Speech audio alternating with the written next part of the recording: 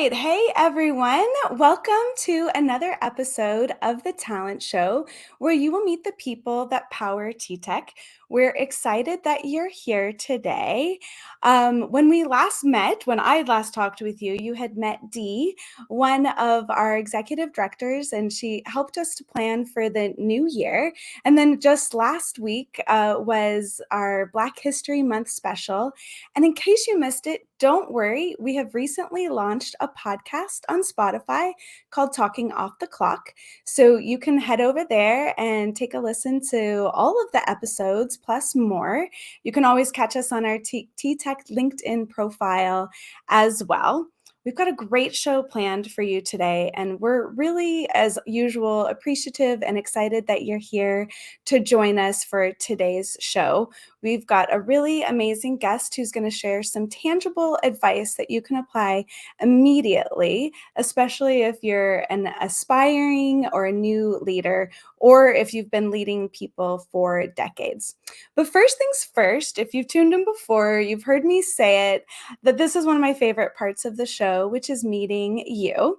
So please drop in the chat. Let us know where you're tuning in from. I love seeing our global audience and can see some great people dropping in already from Brazil. Hello, Audrey. Good afternoon, all. I love it. I'm in Virginia. We've got North Carolina in the house. Kim from the Philippines. It's great to see you all. I'm tuning in here today from Phoenix, Arizona. You may have tuned into the Super Bowl this past Sunday. If you did, you might have thought it was a football game, but I think a lot of people thought it was the Rihanna concert. And today's guest may share who his favorite team was, but if you watched it, you got a chance to see a little bit of my hometown. And oh, hello. Oh my gosh, we've got Refka from Tunisia. Hey, Leisha from Houston, Massimo from Ontario, Canada. We have India in the house. Hello. United Kingdom, Yanel from North Miami. Oh my goodness, as I said before, everyone, we just love having a global audience, and we're excited and appreciative of you joining us here today. So today's show, we wanted to keep layering in conversations about how you can grow your career. And career growth can mean a different thing to many people. It might mean that you want to start out in an associate role and grow to a recruiter, a talent acquisition, workforce management, or maybe you want to become VP of the company someday. Everyone's career path looks a little different. And your career path might be that you're looking to lead people and be a manager. And so we wanted to bring on somebody today who could give us more insight. And again, I've been leading people for, let's just say, a few years. and so I've learned some valuable information already from my time with today's guest. So today's guest, everyone, is Clayton Cooper. He's Executive Director of Operations, which means that he's responsible for client relations, site profitability, and of course, leading people. And that's why we brought him on today, because everyone, you might want to stop multitasking and pay attention to this for sure, because he's got some foundational information that's going to help you, again, whether you're just getting started leading people or you've been leading people for decades. So without further ado, let's meet Clayton. Hey, Rebecca. Hey, Hi. everyone. Hello. Yeah, just real quick, a few things about myself, just so I can give you a little intro. You know, when I heard you introducing all these people from another country, so telling people I'm from Branson, Missouri probably means nothing. But, you know, a little small town in Missouri near Springfield. So for those who have been in my state and have been around Springfield, you'll know my area. I was born and raised in Nixon, Missouri. My parents were school teachers there. And I guess just a little bit about me. First of all, I'm married. I have 2 kids. I have a son who is in college here at a local university at Drury. He'll tell you to play golf, but he's also getting an education. And then my daughter is a senior in high school at a local high school that I was the school board president for 9 years and active in that school. And she's soon going to be in college, so it's hard to believe. But just a little bit about my working career. I started in 1992 with MCI. In 96, we moved to the building I'm in today. I've been in the same building since 1996, managing and leading people. We started with outbound sales, and now, of course, we're inbound customer service for banking and insurance. I guess just a couple quick things about Springfield, Missouri, in case you don't know anything about Springfield. If you ever watched Price is Right with Bob Barker, so I guess you'd have to be, what, 35, 40 years old, maybe. I'm dating myself, but Bob Barker went to Drury University, same college that my son is at. We also have, a lot of you know Brad Pitt. Brad Pitt's hometown is right here in Springfield, Missouri. And his family is still here. Doug Pitt, his brother, and family still live in Springfield. He went to high school not 4 minutes from where I'm sitting right now. And then last but not least, many of you have probably been to a Bass Pro or a Cabela's. That's Johnny Morris, who started it all, and it happened right here in Springfield, Missouri. So that's a little bit about myself, Rebecca. Oh my goodness, Clayton. And also, who were you recently cheering for in the Super Bowl? Well, being that I'm in Missouri, of course, the Chiefs. And so it was great to see them bring home another championship. That was pretty exciting. And who can forget, "Come on down, you're the next Oh, contestant on The Price yeah. is Right," right? Well, if you're my age, yes, you don't forget that. Have your pet spayed or neutered. Remember that? That was his big deal. So good old Bob Barker. But yeah, yeah. So Clayton, you mentioned that you've been in the same building and you've grown your career since right out of high school. Tell us a little bit about what that looks like. Did you always want to be a leader of people? Is that what your career path was right out of school? I didn't actually. I told you I started with MCI. We were an outbound sales company, and I remember I was working at a car wash, and I heard this commercial about, come on down to MCI and apply. And when I did that, I ended up being, a salesperson on the phones. Loved it. We only worked in the evenings. I had a job that was basically 5 to 10 o'clock in the evening. It worked perfect for what I was wanting to do and be able to go to school. And I remember my parents were school teachers, so going to college was an important thing. And I remember I was doing well. I really enjoyed that. My parents had even sat down with me at one point in time and said, "What is it exactly you're selling? You seem to be making pretty good money. What's going on?" But I loved sales. I loved doing what I was doing. I had zero care in my body about leading people. Matter of fact, I remember when the first team lead or supervisor job came available, and I didn't apply. I didn't even think about it. And I had a manager at the time who said, "Hey, are you thinking about applying for the job?" And I said, "No, I'm not." And over time, we had a lot of good discussions, and there was some arm twisting. And I remember him talking to me about why he would want me to do that and why I should want to do that. And I didn't do that. The first time that the job came open, I didn't apply. And it came available again, and we talked about that, and I did apply. And I look back on that. There was a lot of coaching that went on. He had to tell me why that would be beneficial, not only for myself but for the company. And I ended up, I didn't think I would love a job better than I was doing at the time, but I loved teaching people how to sell. I remember loving help people accomplish their goals, and I think that's where my affinity or love for leading and managing people started. It was not an easy job. I remember I failed frequently.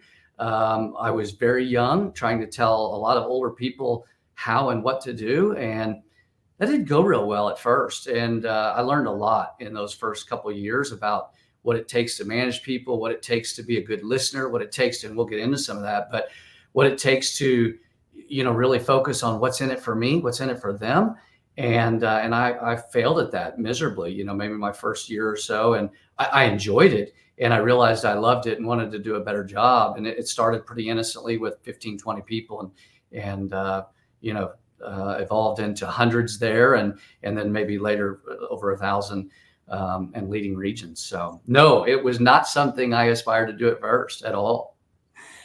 I love your example of that, that it takes the leader to see that spark in somebody and that ability. And like you said, the coaching and nurturing along the way to help them. And I just want to again go back to the audience to hear from you. What are some of the most notable strengths that you've seen in a manager or a leader that inspires you? We really want to hear from you as Clayton continues to share some more advice with us today. And oh my goodness, Franklin from South Africa. Massimo met you years ago, Clayton. I think he's probably giving you a Ah, shout out. that's awesome. Um, and then we have Leah from West Virginia. I think she's a part of a very close partnership with talent acquisition with you here That's today. awesome. So, Clayton, again, so we might have members in our audience who are aspiring leaders. They're looking for that new career path, or maybe similar to you, somebody has knocked like tapped on their shoulder and said this is a job for you, and they're kind of like, Right. no, maybe not. What are some of those foundational pieces of advice that you think we could take away today as people look to build or grow their career? I always like to think about the exact opposite or what it's not. To be a good leader is not um, telling people what to do. Sure, you may coach, develop, tell people what to do, but it's not just that. And I look back at some of those early mistakes I made. Maybe you're making them today, and I think about how that manager modeled for me certain things. And I today, I think of the word role model, but really modeling for your people what you want them to do. One of the things that I frequently think about is that, we handle obviously customer service for a lot of big names, and our members expect the best. They expect to be wowed. Every interaction needs to be an awesome interaction, right? And I think about what I'm expecting of them, and I frequently am asking, are we doing the same for our people, right? So how in the world can I expect my people to wow their customer, their member, if I'm not doing that for them? And I think it starts there, right? So are you modeling as a leader for your people what you would have and want them to do? Our people aren't able to and not willing to give what they don't have. So I think that's really important. But I think back to how things started, and I always am trying to think back to the things that I've learned. Good leaders are good listeners. Uh, those of us who are married, maybe you can think about this in your own lives. But how many times have you come home from work, your spouse is telling you a story, and whether it's you're getting dinner ready or whatever you're doing, and she's talking, and you're yeah, yeah, oh yeah, but you're really not hearing what she's saying. And you'll know that because at some point in time she's going to stop and do a kind of a sound check and make sure that you're really listening. And you realize, oh, I wasn't, because she just asked me if we're going to Bora Bora next week, and I said, yeah, and she's like, so we are leaving for Bora Bora. I joke, I kid, but the point is, what is your listening level? I had someone sit down with me at an early age to talk about listening level number one and listening level three, where I'm actively listening. And Rebecca, I can tell you what you're saying. I can repeat those things back for you, or I'm not really listening at all. And so, good leaders are good listeners. I also think you're a good communicator. When we inherit new people or we're building a new team, do you communicate your expectations? I think about this, and I do this a lot. I think about my own life. I think about my kids a lot, my expectations of my kids. I think about my expectation of my relationship with my wife. If I'm not communicating that with her, she's not communicating that with me. I'd love to think I'm reading her mind at times, but am I really? How many times have you missed the mark with your spouse because you thought something, or you raced ahead and thought, oh, that's what she's saying, or that's what she meant by that, and it wasn't at all. And so it's, are you a great communicator with your people? Are you setting some expectations right up front so that there's no surprises? If I'm expecting something of Rebecca or of anyone on this call, and I've never communicated those, or I thought I did, and you're missing the mark, and I'm like, why in the world? Why can't she do that? What's the big deal here? This isn't that hard. And Rebecca says, Clayton, you do realize you never told me that's what you want. You do realize you never told me that how to do that. Oh, So when I think about what makes a good leader, it's being a good communicator. It's really level setting with your people right up front, early and often. What are your expectations? And it needs to be, twofold. Rebecca, if you're not telling me what you expect of me as your leader, then guess what? I'm probably going to fail. I'm probably not going to live up to your expectations of what you need. And if we're having that good open dialogue, then there's no big gaps in understanding or why we're missing the mark. So I think that's a big thing. I think the other thing is just really willing to have good, open, honest communications, tough discussions with people. It's not all peaches and cream being a leader. There's some tough discussions. There's missing the mark. There's talking about where I need you to be versus where you are today. Let's go to the next level. I've coached, I've counseled, I've done everything I can do to lead you to where I want you to go, but you're just not willing to do it. So then guess what? Sometimes there's discipline that comes into play. We've all been there. We've all disciplined or been a part of that. And, there's right and wrong ways of doing that. I remember thinking back to my very first discipline session. It did not go well at all. I was disciplining somebody twice my age, and it was ugly. I mean, I'm just going to call it what it was. It was ugly. I can remember it vividly. And there's a reason that didn't go well, and I think about today, I can sit down and discipline you based on your current performance and walk away and have a better relationship with you than I had maybe before. And you go, well, that's impossible. How? Nobody likes to be disciplined. I agree. Nobody likes to be disciplined, but it does have to happen. And when we're missing the mark, we've set expectations. They're clear. You know what those are. I know what those are. And we're just not doing it, whether it's I've chosen not to do it or I don't know how to do it. You haven't taught me how to do it. Those things, those can be tough, but there are right and wrong ways to do that and talk through that and coach and counsel and talk about how we're going to get there. And then if and when we can't, then that happens. And maintaining a good relationship while doing that, I can absolutely do that today and not get angry, but have a very adult, type conversation with you about remember the things we talked about and how we're going to get there and what we need to do. You're not doing that. So let's talk about why. How can we get there? So there's a lot. I gave you what is not leading and being a good manager. I guess when I think about that, and I give you, just a few things that I think need to occur or usually occur by those who are good leaders. And when you think about a good manager that you've had in the past, they do those things. When you think of one that's not so good, they don't. So those would be just a few things. Yeah. Clayton, I love how you said it's not all peaches and cream, and when you're working with people, the role modeling piece, the continuous engagement, getting to know your people, those are also important. And our audience Audrey has shared in the chat that one of her most notable strengths of a great leader was honesty and transparency are two strong attributes of a good leader. And we have a shout out from Richard Manis here I see today. that. Good See, I old told Rick. you, everyone, he's Yeah. the real deal. Richard says, Clayton inspired me to be a better leader. He was the director when I became a team lead. Definitely learned a lot about how to be a leader. Well, that And means a then lot. Rick's a great leader himself. yes, and I am so fortunate. I've had the pleasure to meet both you and Richard in person, so that's great. Mark also gave us the ability to show vulnerability and to shower praise in public. So thank you That's a good very one. much to all of our audience for sharing their insights with us as well. You know what the second best part of what he just said about praising in public is the second part, which is discipline in private.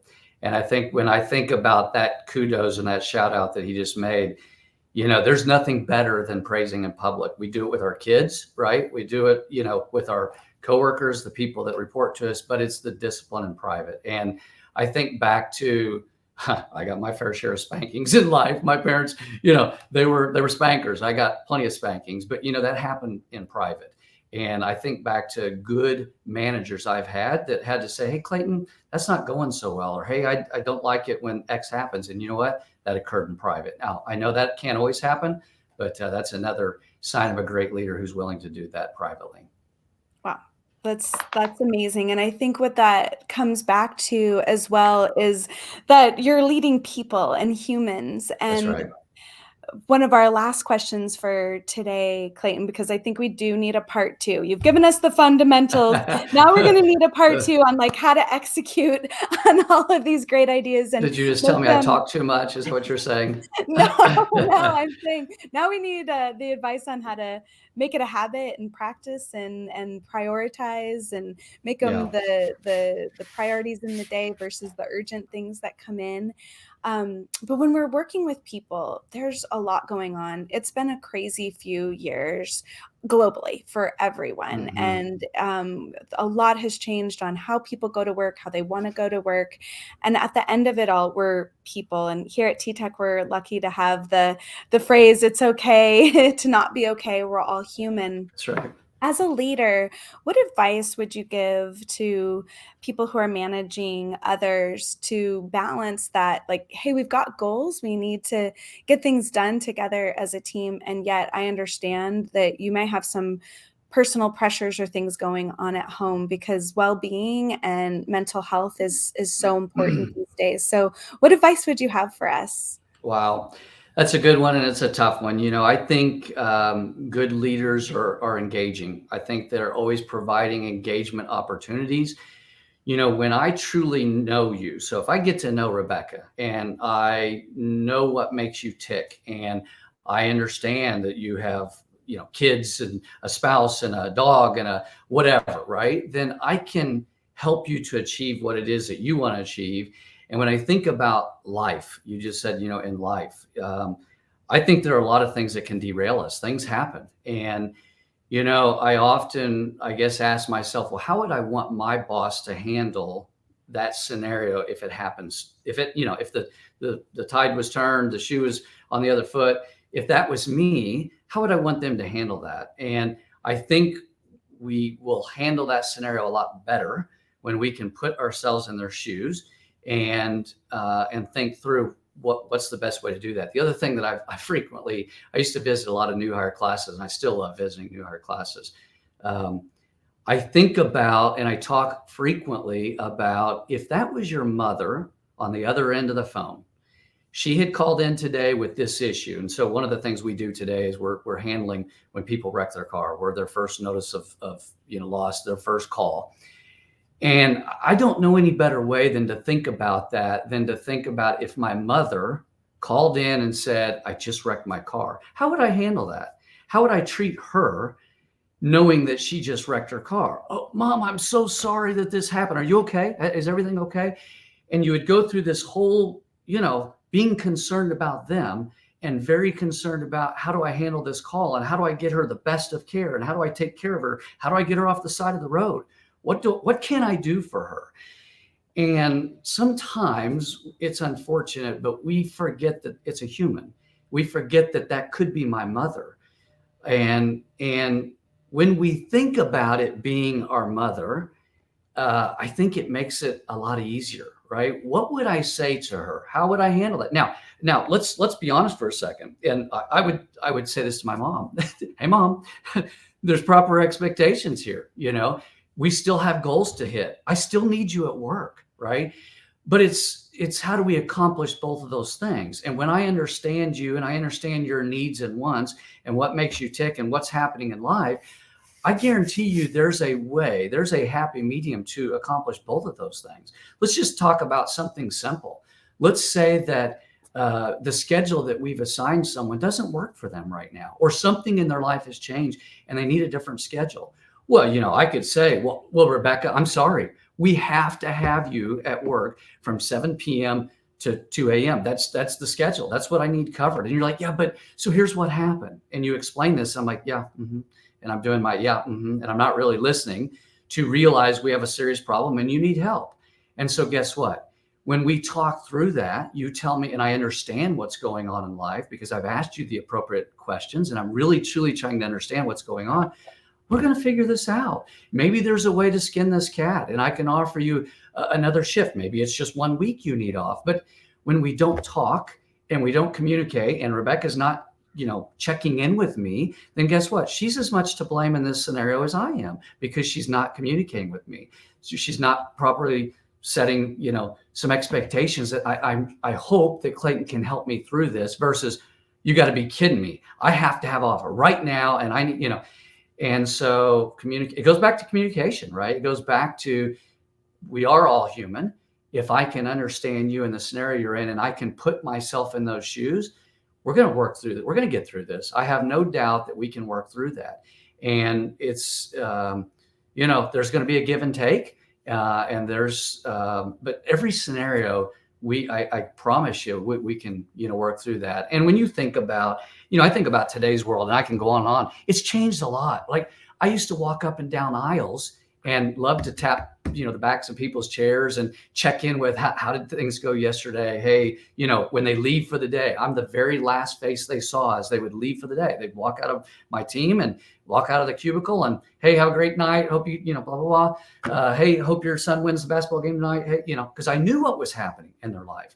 And so I could wish them well on whatever is going to happen that night or tomorrow morning. It's changed. And so maybe I don't see them, and maybe you're in a site right now and that's still happening. Great. I'd love that. I think it's going to come back. But if it doesn't, how are you checking in with people? How are you engaging people? I used to hand out kudos cards. Many of you remember this. Hand out a handwritten kudos card about something awesome that happened that day. And I would put it right on your desk, Rebecca. Thank you for doing X. When you did this, it was awesome. Hey, awesome job with those 3 MSATs. And I put that on your desk. Today, I can't do that. You're not sitting there to put it on the desk. But that doesn't keep me from sending you an electronic thank you or kudos card. It doesn't keep me from checking in with you about how last night's game went. Because if I know that your son or daughter is playing basketball, playing volleyball, involved in cheer, whatever, I still can check in with you on those things. And I promise you, when I know what makes you tick and what inspires you and what gets you excited and why you're even working at TTEC, then I'm going to help you to accomplish our goals, TTEC's goals, our work goals. And without that, it's going to be really, really difficult. Well, Clayton, that is a lot of really great advice, being intentional. Like you said, we do have people that are able to do what you just said in their sites, tap on the shoulder, say goodnight, how's your game? And then we have, like myself, I'm remote, and our team is remote as well. And so we really have to be more intentional than ever. And Clayton, I just want to give you another shout out. Michelle, again, you walk the walk, Clayton, but Clayton continues to make me a better leader by his example. He really cares about all the leaders under him. He has a lot going on, but always responds and will help if he can. And I'm not sharing these, Clayton, to embarrass you or anything, because I know you're a humble man. But I think it will show the audience as well that the advice that you're giving today is you're living it. You're not just, talking through it. And everyone, Clayton and I were joking, we just saved you probably $100,000 in an MBA on how to go and be a leader if you follow some of these foundational elements and advice here today. Clayton, we've got to get going, but we appreciate all of your insight and your time here today. And I promise you, we're going to have a part 2. Well, hey, it's been fun. I've really enjoyed it. The comments that I see, those are touching. I mean, listen, I have worked around some incredible people and that make us better leaders, right? And so when I see people show up, it kind of touches you, because it makes you realize that when you surround yourself with great people, they're going to make you better. And I promise you every day. And I think that's the thing we all have to remember as leaders, is that you can't get stagnant. You can't think, oh, I've achieved. Oh, I'm there. Oh, because just when you think that, you're going to have another really good challenge, and you're going to realize that, I should have done that better. And I think that's another thing, is just continually learning, how can I be a better leader? How could I have handled that scenario better? Right? That didn't go like I hoped it would go. So what am I going to do next time? So, I didn't say it today, but, TTEC offers some great programs, right? There's TTEC U, there's hundreds, thousands of courses, thousands of ways to steer people in areas that maybe you don't feel like I know exactly how to handle that. So you can steer them there. There's build programs. there's a lot of things that we can do or our company offers that are awesome things. But I would always say, tie yourself into a good mentor. Find a good one. Go seek one out yourself and just connect yourself at the hip with them. Listen to them.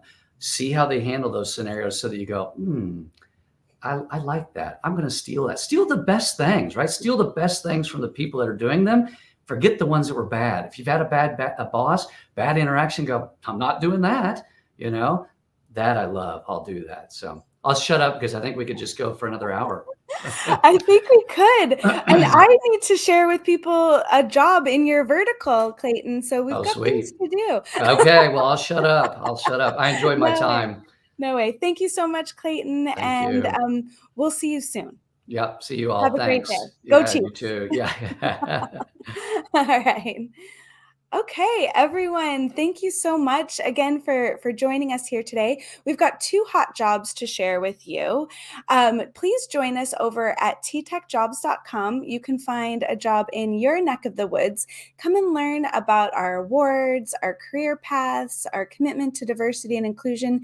Take a peek around TTEC Jobs and learn a lot more about our organization. So, as you just heard, Clayton is an executive director of operations with our banking, financial services, and insurance group, and he and his team have an opening in Kansas City as an insurance agent. And the good news is we're going to train you up to be a licensed insurance agent, where you can work with members that you can make a very big impact on their daily lives every day. So, check out TTEC Jobs, learn more about our customer service representative insurance agent role in Kansas City. You will be on site for training, and then the position goes remote. So this is a great opportunity to grow your career as a licensed agent. And then for all of our audience that is here in Ahmedabad, hello everyone from India. If you are looking to recruit some of this amazing talent that we've been talking about here today, we are looking for a recruiter as a talent acquisition specialist to join TTEC House Ahmedabad. You'll join a dynamic team that personifies fun and an amazing talent acquisition process workflow. So we would love for you to come help us recruit amazing people in Ahmedabad. And if you haven't had a chance, they just did an amazing charity walk that they've been doing for years. So check out our Facebook page for TTEC India for more about that. So again, if you're elsewhere in the world and not near those 2 jobs, it's okay. Head to TTEC Jobs to learn more. We appreciate you all coming here today, and hopefully you've had some amazing advice about being a role model, about continual engagement, meaningful conversations, really getting to know each other. We thank our guest, Clayton Cooper, for joining us today. As Michelle said, he has a very busy schedule, and we appreciate his time. I also appreciate our producers for the show today. Hello, Dora. Thank you so much. Smearty and Gabby as well. And an extra special shout out to our creative services team who gave us a new graphics package today. So we appreciate you helping us to be an amazing part of the TTEC Talent Show. Everyone, have a great day, evening, morning, wherever you are in the world, and we'll see you back in a couple of weeks. Have a great day, everyone. Thank you.